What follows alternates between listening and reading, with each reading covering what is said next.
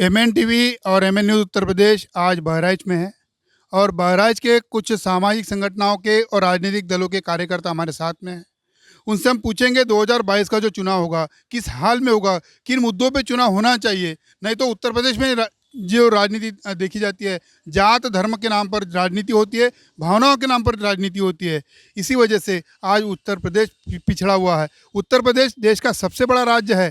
403 विधानसभा की सीटें हैं, 80 लोकसभा की सीटें हैं। कहा जाता है कि उत्तर प्रदेश से देश की राजनीति तय होती है।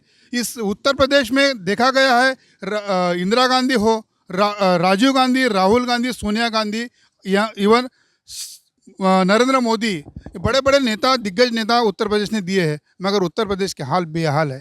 तो इसी प्रकार से हम लोगों से सवाल करेंगे, कार्यकर्ताओं से सवाल करेंगे। मैं रविंद्र राणे और आप देख रहे हैं एमएन टीवी। हमारे साथ कुछ समाजवादी पार्टी के लोग जुड़े हैं।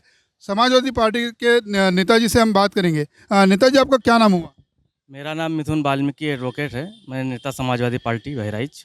सर जी, अभी 2022 में जो चुनाव होगा तो अखिलेश यादव जी ने कहा है कि हम 350 सीटें लाने वाले, किस आधार पर ये कह रहे हैं? अखिलेश जी ने जो 350 सीटों का जो दावा किया है वो इस आधार पर किया है जो वर्तमान में प्रदेश और देश में जो सरकारें हैं वो दलित विरोधी, पिछड़े विरोधी और मुसलमान विरोधी ये सरकारें हैं। ये निरंतर जब से सरकार में आई हैं दलितों का, पिछड़ों का और हमारे माइनॉरिटी के भाइयों का लगातार उत्पीड़न किया जा रहा है और उनका जो संवैधानिक हक अधिकार है वो उसको ख़त्म करके आज से जो कई वर्ष पहले की व्यवस्था थी उसको भारत के अंदर लागू करके सबको गुलाम बनाकर रखना चाहते हैं। और ये जनता अब ये समझ चुकी है इनकी षड्यंत्रकारी नीतियों को, भाजपा की, और उसका मुंह तोड़ जवाब 2022 में अब जनता देने वाली है। नेताजी, मेरा एक सवाल है कि जैसे आप वाल्मीकि समाज से है और जैसे पिछले बार हाथरस में मनीषा वाल्मीकि के साथ बलात्कार हुआ, उसकी हत्या हो गई और आनन फानन में रात में 1:30-2 बजे पुलिस ने जला भी दिया। तो समाजवादी पार्टी इस संदर्भ में कहीं पर भी रास्ते पे उतर नहीं आई? नहीं, जो हाथरस की जो घटना थी उस प्रकरण में अखिलेश जी ने समाजवादी पार्टी का एक प्रतिनिधिमंडल पीड़िता के घर भेजा। समाजवादी पार्टी के कार्यकर्ताओं ने, पदाधिकारियों ने पूरे प्रदेश में सड़क पर उतरकर धरना प्रदर्शन, ज्ञापन देने का काम किया। और जो मनीषा वाल्मीकि के साथ जो घटना हुई, जो उसको जिंदा जलाने का भी काम किया गया बलात्कार करने के बाद। और मैं एक बात और कहना चाहूँगा कि भाजपा और आरएसएस के लोग जो वाल्मीकि समाज को, अनुसूचित जाति को हिंदू कहते हैं और हिंदू परंपरा के अनुसार किसी भी बेटी का या बेटे का सूर्यास्त होने के बाद उसका अंतिम संस्कार नहीं होना चाहिए, नहीं जलाना चाहिए। लेकिन जो इस तरीके की घटना हुई, जो आधी रात को मनीषा वाल्मीकि के साथ बलात्कार करने के उपरांत उसके शव को जो जला दिया गया, बल्कि आधा जला नहीं, तो इस बात का घोतक है कि उस व्यवस्था के अनुसार जो उनके द्वारा, आरएसएस और भाजपा के द्वारा जो कहा जाता है कि वाल्मीकि समाज के या अनुसूचित जाति के लोग हिंदू हैं, तो इससे साबित होता है कि हम वो हिंदू की श्रेणी में नहीं है। उनकी नज़र में सिर्फ मात्र हम अछूत हैं, अनुसूचित जाति के लोग हैं। नहीं, हाथरस का जो सांसद है राजवीर सिंह वाल्मीकि है। वाल्मीकि लड़की पर बलात्कार होता, हत्या होती है और इतना माहौल पूरे देश में खड़ा हो, केवल उत्तर प्रदेश में नहीं पूरे देश में मनीषा वाल्मीकि के समर्थन में माहौल खड़ा होता है। और यही राजवीर सिंह वाल्मीकि जिन्होंने गुनाह किया उन्हें जेल में मिलने को जाता है। इसका अर्थ क्या निकलता है? जैसा कि अभी जो राजवीर दिलेर सांसद जी की जो बात आपने पूछी है, मैं उनके बारे में ये कहना चाहूँगा कि राजवीर दिलेर भाजपा से सांसद हैं और उनकी बेटी मंजू दिलेर जो राष्ट्रीय सफाई कर्मचारी आयोग की सदस्य हैं। और ये कुल मिलाकर ये भाजपा के ये इशारे पर काम करने वाले लोग हैं, ये उनके पिट्ठू हैं। और यहाँ तक मैं कहना चाहूँगा कि जो मौजूदा सांसद हैं राजवीर दिलेर, जब सामान्य वर्ग के लोग कुर्सी पर बैठे होते हैं तो सांसद होने के बाद भी ये फर्श और ज़मीन पर बैठने का काम करते हैं। तो जो अपने सम्मान की रक्षा नहीं कर सकता है, जिसको अपने सम्मान की फिक्र नहीं है, जो अपने पूरे समाज को उनके अपमान को होते हुए चुप रहे, मैं उसको सांसद वाल्मीकि समाज का मैं कतई नहीं मानूंगा, अनुसूचित जात का कतई नहीं मानूंगा। वो आरएसएस भाजपा का प्रोडक्ट है, वो उसी के इशारे पर सिर्फ काम करने का काम करता है। वो ना अनुसूचित जात का है और ना वाल्मीकि समाज का है। मेरा एक दूसरा सवाल है वाल्मीकि समाज के संदर्भ में। वाल्मीकि समाज जो आउटसोर्सिंग की समस्या से बहुत बड़े परेशान हैं, तो इसे कैसे रोका जाए? समाजवादी पार्टी के पास कुछ प्लान है? जैसा कि जो आउटसोर्सिंग का जो मामला है, ये मामला केंद्रीय स्तर का होता है। कानून कोई हो बनते हैं तो केंद्रीय स्तर से बनते हैं, लेकिन मुझे ये विश्वास है कि यदि समाजवादी पार्टी 2022 में चुनाव बनाती है, वो जो है सरकार बनाती है, तो उसको प्रदेश का जो विशेषाधिकार है, जो एक मुख्यमंत्री का, उन विशेषाधिकारों के अंतर्गत जो भी सुविधाएं हैं, जो भी संवैधानिक हक अधिकार हैं, वो उसको देने का काम अनुसूचित जाति के लोगों को करेंगे। अनुसूचित जाति के साथ करेंगे। हमारे साथ एक दूसरे पार्टी के एक नेता है। सर, क्या नाम आपका? मेरा नाम डॉक्टर डी के गुप्ता है। मैं बहुजन मुक्ति पार्टी का मंडल प्रभारी हूँ। सर, अभी जो समस्या बताई कि हमने जो अनुसूचित जाति के लोगों के साथ समस्या है, वैसे ओबीसी के जाति के लोगों के साथ बड़ी पैमाने में समस्या है। अभी 4 दिन पहले सुप्रीम कोर्ट में भाजपा के लोगों ने कहा कि हम हलफनामा लिख कर देते हैं कि ओबीसी की जाति न्याय जनगणना करने वाले नहीं हैं।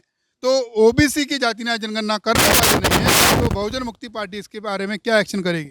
बहुजन मुक्ति पार्टी सत्ता में आते ही जितने भी पिछड़ी जाति हैं उनकी जाति आधारित जनगणना। जैसे समाजवादी पार्टी के लोगों ने कहा कि हम सत्ता में आने के बाद करेंगे, मगर वो भी लोग रास्ते पे उतरते नहीं है। बहुजन मुक्ति पार्टी के लोग भी रास्ते पे उतरते नहीं है। इसका क्या मतलब है? बहुजन मुक्ति पार्टी रास्ते पे उतर रही है।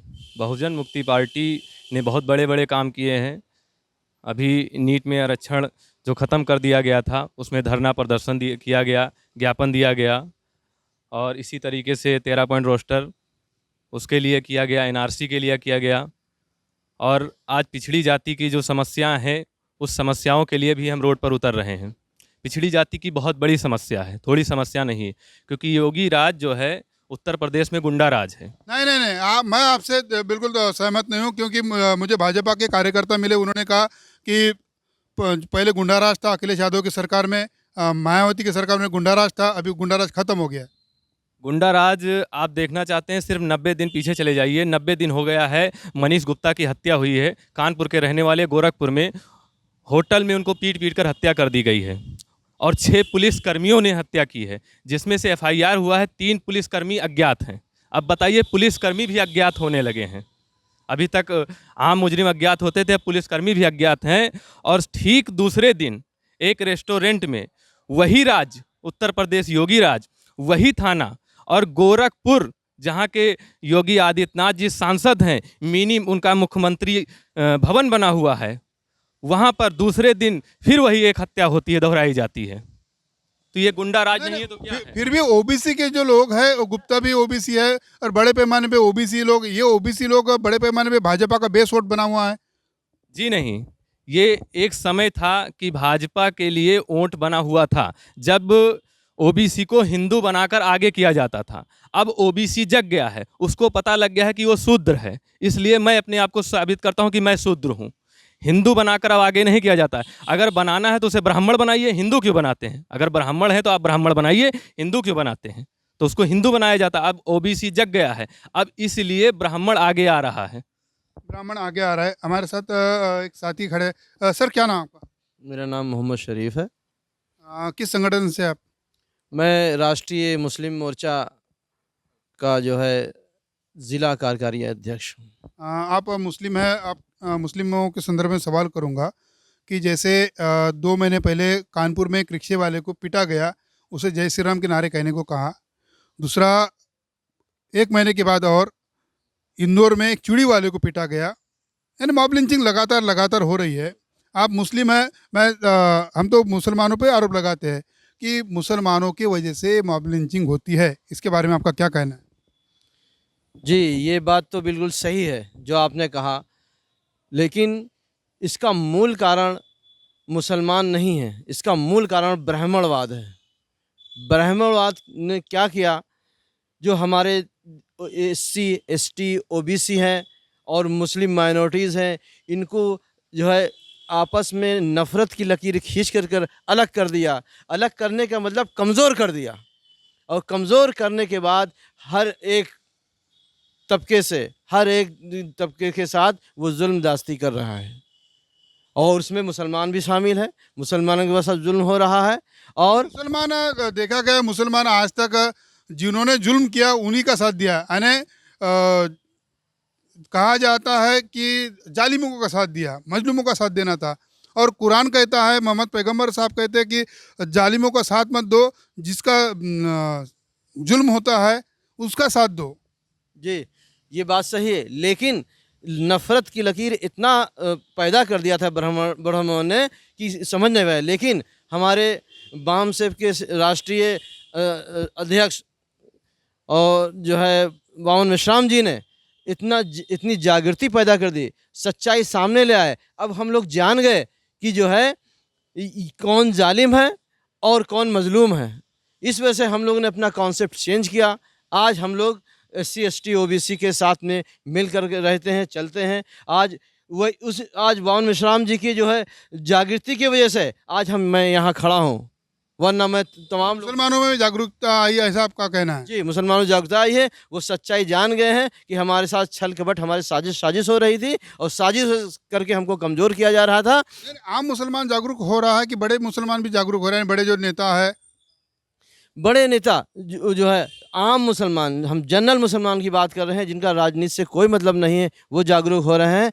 और जो राजनीति में लोग मुसलमान हैं, वो जानते सब कुछ हैं, लेकिन अपने स्वार्थ की वजह से वो उन पार्टियों के साथ लगे हुए हैं। उनको मुस्लिम कौम के जो है नफ़ा नुकसान से उनसे कोई फ़ायदा, कोई सरोकार नहीं, कोई मतलब नहीं है, और वो अपना निजी फ़ायदे के लिए उनके साथ लगे हुए हैं। इसलिए उनको जो है मुसलमानों का नेता नहीं कहा जाता, चाहे वो जो है कांग्रेस में हो, चाहे बीजेपी में हो, और चाहे सपा में हो। उनको हम नहीं मानते हैं कि मुसलमानों का नेता है। जो मुसलमान के बारे में सोचता नहीं है। सच्चर आयोग ने रिपोर्ट पेश की और आज तक उसका लागू नहीं किया गया। नहीं सच्चर का। और वैसे 2012 में समाजवादी पार्टी के लोगों ने कहा था, आजम खां मुसलमानों के कद्दावर नेता समाजवादी पार्टी के थे, और ये कहा था कि 18% आरक्षण मुसलमानों को देंगे, मगर मुसलमानों को समाजवादी पार्टी ने हंसी पे रखा। उधर बसपा के लोगों ने भी हंसी पे रखा। मुसलमानों का इस्तेमाल होते आया है। क्या मुसलमानों का ऐसे ही इस्तेमाल होते जाएगा और भाजपा के डर के मारे में सपा को वोट करेंगे या बसपा को वोट करेंगे? नहीं, अब ऐसा कतई नहीं होगा। अब मुसलमान जागरूक हो गया है, और इसमें बहुत अहम रोल बसपा के राष्ट्रीय अध्यक्ष माननीय बावन विश्राम जी का है, जिन्होंने बामसेव के होंगे, बसपा के नहीं, बाम सेव के जो है राष्ट्रीय अध्यक्ष बावन विश्राम जी ने, उन्होंने जागरूकता पैदा कर दी। आज हम लोग जान गए कि जो है सच्चाई क्या है। इसलिए हम लोग पूरी तरह से मुस्लिम कौम एससी, एसटी, ओबीसी के साथ समर्थन कर रही है, उनके साथ में जुड़ कर ब्राह्मणवाद का जो है मुखालिफत कर रही है। अच्छा, धन्यवाद। हमारे साथ ये युवा नेता है, आइए। सर, क्या नाम आपका? आनंद चक्रवर्ती नाम है। आनंद चक्रवर्ती, आप युवा है और युवाओं की बड़े पैमाने पे समस्या है। उत्तर प्रदेश में देखा जाए कि बड़े पैमाने पे बेरोजगारी है। आज 5,14,000 जो रिक्तियां हैं, स्वास्थ्य विभाग, शिक्षा विभाग, ये पिछले कई सालों से उसे रिक्तियाँ भरी नहीं गई है। चाहे समाजवादी पार्टी की सरकार हो, बहुजन समाज पार्टी की सरकार हो, और भाजपा तो निजीकरण में लगी हुई है। तो क्या देखते हैं युवाओं का भविष्य? युवाओं का भविष्य यही है कि मुझे ऐसा फील होता है कि नए पार्टी का मतलब जो नई पार्टी आएगी तो जाहिर सी बात है कि इस चीज़ का मतलब जो जितनी बेरोज़गारी है सारी बेरोज़गारी दूर होगी, मुझे ऐसा लगता है।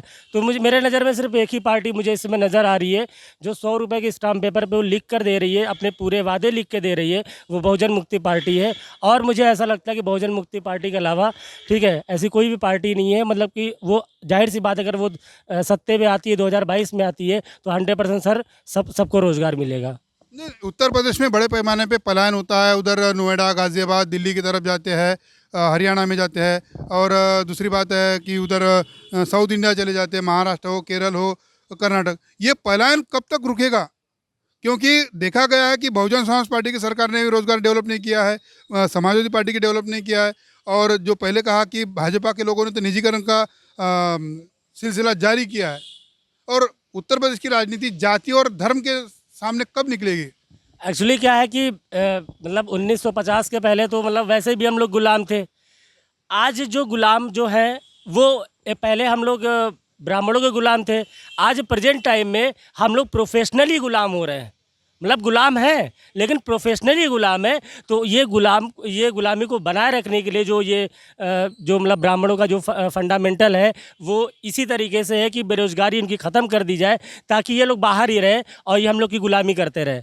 तो कहीं न कहीं देखा जाए कि इसको रोकने के लिए कहीं न कहीं हमें एक बड़े संगठन की एक सहारा लेना होगा। और कहीं मुझे ऐसा लगता है कि जो वामसेफ संगठन है वो लगातार हर एक मुद्दे पे क्या बोलते हैं कि वो जन आंदोलन कर रहा है और रैली प्रदर्शन चल रही है, ठीक है। और कहीं न कहीं अगर बहुजन मुक्ति पार्टी अगर सत्ते में आते हैं तो जाहिर सी बात है कि बेरोज़गारी बहुत बड़े पैमाने पे दूर होगी।